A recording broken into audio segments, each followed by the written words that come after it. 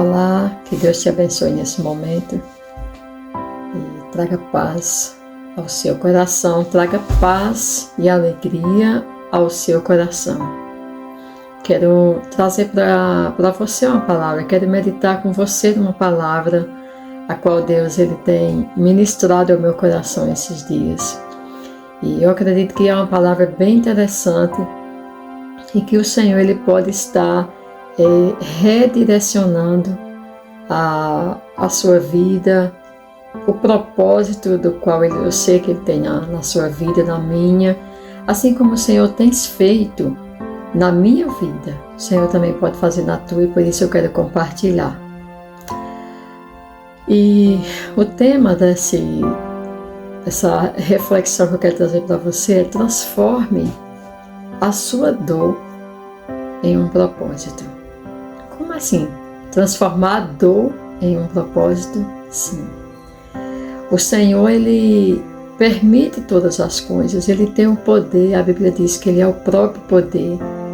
E a Bíblia diz também que Ele que sabe como chegar no coração do homem, como ministrar o coração, e de forma que Ele não vê como o homem vê, mas Ele vê diferente, né?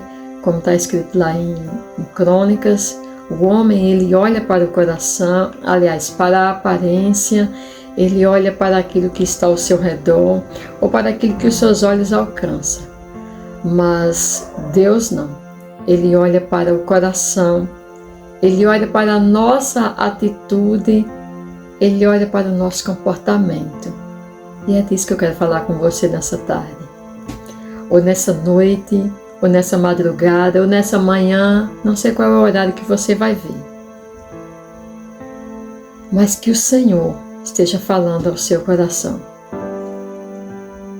E eu quero falar de uma palavra interessante. Eu quero falar sobre um jovem bem conhecido. Talvez você até já saiba, eu falando assim, de que se trata, né? Que está lá em Gênesis, que vai falar de um jovem e que parecia assim, tudo que na vida dele estava dando errado. Parecia que tudo estava fora do controle, eu estava fugindo do controle do Senhor. Mas na verdade, só estava começando. E de quem é esse jovem que nós estamos falando? É de José. José era apenas um jovem com sonhos extraordinários. E que na sua jornada começou logo com traição, né? Começou com rejeição dos seus irmãos. Ele foi vendido como escravo e pelos seus irmãos. Ele foi rejeitado pelos seus irmãos, que o chamava de sonhador. Lá vem o sonhador. Alguém já falou isso para você? Né? Lá vem o sonhador. O sonhador já começou a falar.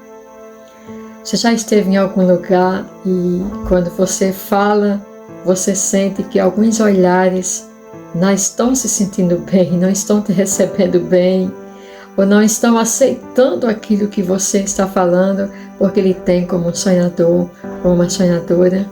Pois bem, era essa a situação de José.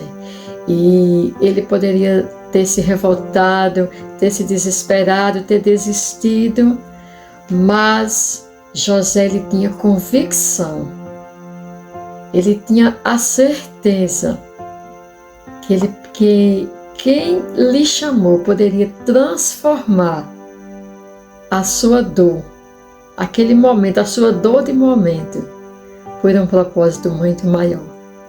Ele poderia transformar em um propósito muito maior. E quantas vezes, queridos, em meio às nossas feridas, em meio às nossas lutas, às nossas dores, nós nos perguntamos, né? Por que isso está acontecendo comigo? Por que eu? E os porquê eles começam a vir, por que comigo? E talvez você já tenha enfrentado rejeições, traições, perdas, né? Que lhe deixaram marcas profundas, que machucou a sua alma, que causou-lhe feridas.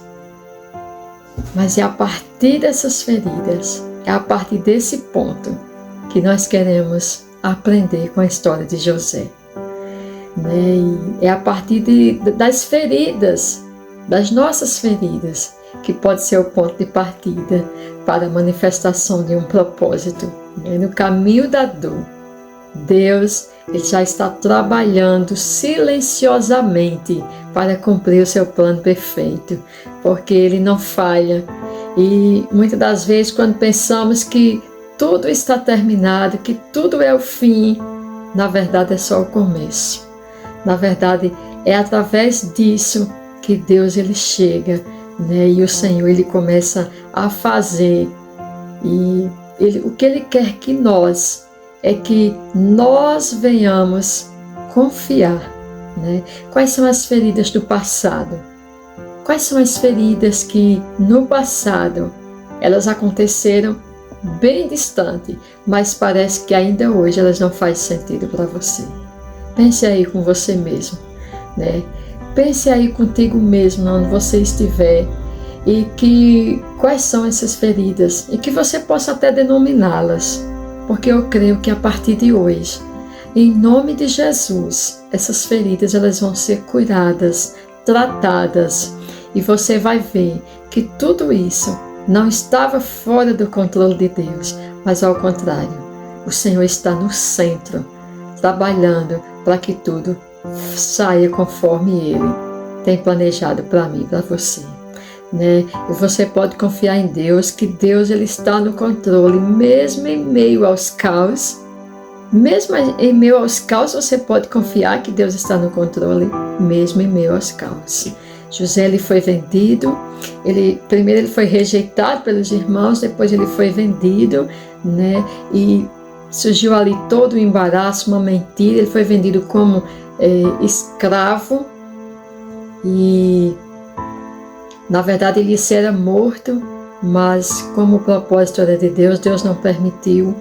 E no momento em que ele chegou ali até a casa de Potifar, que foi para onde ele foi primeiro, Então o Senhor, ele fez grandes coisas ali na vida de José. Coisa tremenda assim que nós não podemos, como é que se pode dizer assim, nós não podemos nem imaginar. Nós não podemos, porque grande foi a obra de Deus ali na vida daquele homem. E o início das feridas, o início de tudo, Deus está trabalhando para fazer uma grande obra. E a Bíblia vai dizer, a Bíblia vai falar que no momento em que José ele foi vendido, ali ele já poderia ter criado nele uma revolta, mas ele ficava calado. Ele poderia ter se defendido quando a mulher de Potifar lhe atacou, e quando Potifar chegou e que disse que ficou triste com ele, que ficou chateado com ele, porque ele confiava nele. José ele poderia ter dito, mas a Bíblia não vai mencionar assim muitas coisas a respeito disso, mas ele poderia ter se defendido, ter dito, cara, essa mulher me atacou, essa mulher, não, ele não ia fazer isso, porque ele era um homem sábio. Se ele tivesse falar isso daí, Potifar poderia ter dito para ele, mas você, além de atacar minha esposa, você ainda acusa. E José ele ficou calado, porque ele sabia quem podia lhe defender. José ele sabia quem estava no controle da sua vida. E algo que eu quero te ensinar nessa tarde, ou nesta manhã, como eu já te falei, ou nessa madrugada, é que o Senhor, Ele te observa e Ele cuida de você em todo tempo. E Deus, você pode dizer assim, Senhor, mas por que o Senhor permitiu que isso acontecesse? José poderia ter dito, Senhor, por que o Senhor me permitiu? Ele poderia ter questionado, o Senhor não me mostrou que a lua, que as estrelas iam se inclinar para mim? E é isso que me acontece. Dos meus irmãos fazerem isso comigo, quando eu estava indo lá lhe fazer o bem, dessa mulher me atacar e Potifar me colocar no cárcere, numa prisão. É isso que o Senhor... Quem é que está se inclinando para quem aqui? E ele poderia ter começado ali a murmurar, mas a Bíblia diz que ele não fez isso. E ele foi lançado ali naquele cárcere. E ele foi ali esquecido no cárcere, né? Esquecido. Mas Deus estava todo o tempo com aquele homem. Como Deus está todo o tempo com a sua vida. Deus está com você. Deus está conosco. Ele não nos deixa. A Bíblia diz que Ele olha, Ele passeia por essa terra. E Ele vê tudo. Ele vê todas as coisas. Devido ao seu grande poder e à sua magnitude. E quando José ele foi esquecido ali, e Deus ele foi trabalhando ali o caráter mais ainda de José, porque quando ele foi traído pelos seus irmãos, ele tinha apenas 17 anos. E o tempo foi passando, e quando ele saiu da prisão, ele já tinha 26 anos. Passaram bastante tempo até acontecer a traição dos irmãos, até a saída dele da prisão para o palácio. Então passou todo um tempo, eu diria que toda uma gestação, onde o Senhor estava preparando o coração de José, estava ali amadurecendo, estava dando a ele autoridade, mais ainda, convicção, diante da obediência de José, diante da obediência daquele jovem. Quantos jovens a gente vê hoje estão revoltados? Quantas pessoas a gente vê hoje estão revoltadas com a vida, com Deus, com a família, né? Pessoas que a gente vê assim a ingratidão à vista. E estas pessoas têm tudo ou tinham tudo para ser usada por Deus. Têm talentos, têm vigor, têm juventude, mas não têm disposição. Não tem ânimo, não tem um eis-me aqui, Senhor, envia-me a mim. E quando ele saiu ali daquela prisão, ele estava preparado, não apenas para continuar a sua vida, mas para governar. Porque o que Deus tinha para José era muito maior do que ser um chefe de Potifar, do que ser o chefe ali da sua casa, vamos dizer assim, da casa dos seus pais. Mas Deus tinha uma nação para que José governasse, para que José cuidasse. Então a dor, as feridas que foram geradas em José, todas aquelas feridas, era para que Deus transformasse em um propósito muito maior. Então não se preocupe, sua parte é confiar em Deus.